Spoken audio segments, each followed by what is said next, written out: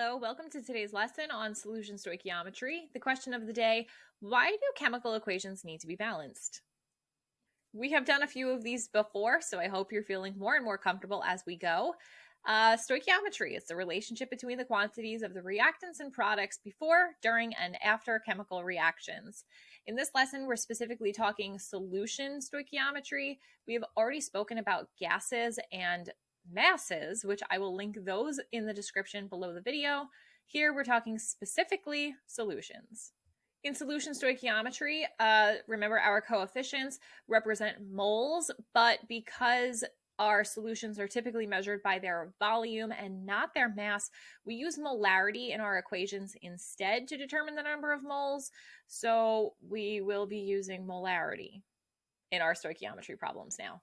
In order to use the number of moles of a solution, we would have to know the volume of the solution as well as the concentration of that solution.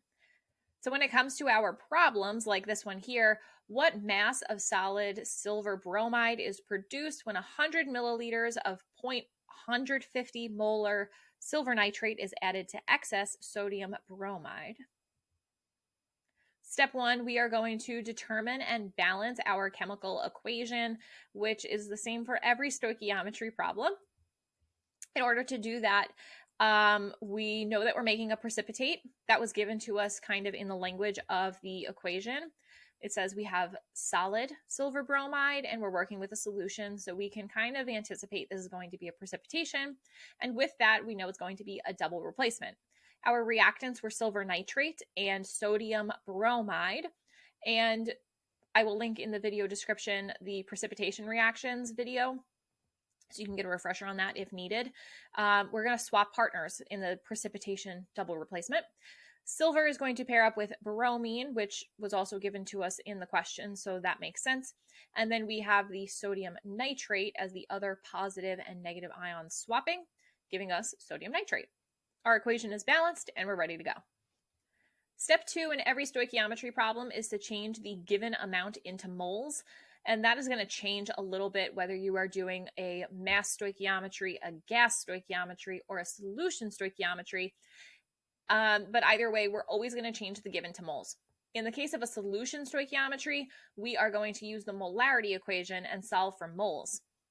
So we knew the concentration of our solution was 0.150 molar, and we knew that we were working with 100 milliliters, which of course had to be converted to liters. In the video description, I will link the video on molarity so you can kind of see the up close and personal with that. So any which way, this 100, or rather 0.150 would be put over 1, cross multiply to solve for x, and we would get 0.015 moles of the silver nitrate. Step three for all stoichiometry problems is to compare the two substances, the one you are given and the one you want to get, using a mole ratio. I will link the video on mole ratios in the description box as well. So we have silver nitrate and silver bromide are the two things. We were given information on the silver nitrate, but we want to find out about the silver bromide. Looking at our balanced equation, this is a 1-to-1, so our mole ratio is really simple. If we're going to use 0.015 moles of the silver nitrate, it means that we are going to get 0.015 moles of the silver bromide. Otherwise, you would set up a mole ratio. Step four in every stoichiometry problem is the same, just how you go about getting the answer is a little bit different. So every single time we're going to want to change our number of moles into what is being asked. It's important to be careful because sometimes that's grams, so you got to do a QMT chart. Sometimes it's moles, so you're done. If it's liters, we are typically talking about gases, liters of volume of gas, so you'd have to use the ideal gas law. It could also be molecules. In this case, we are asked about grams because we're making a solid product. So we have to be super careful with that. We have 0.015 moles of the silver bromide. That's going to be equal to some unknown number of grams. I do know that 1 mole of silver bromide is equal to 187.8 grams, and that was determined from the molar mass of silver bromide. I will link the video. There's a lot of links here. I will link the video on molar mass in the description below. For this, I would use what I call a QMT chart.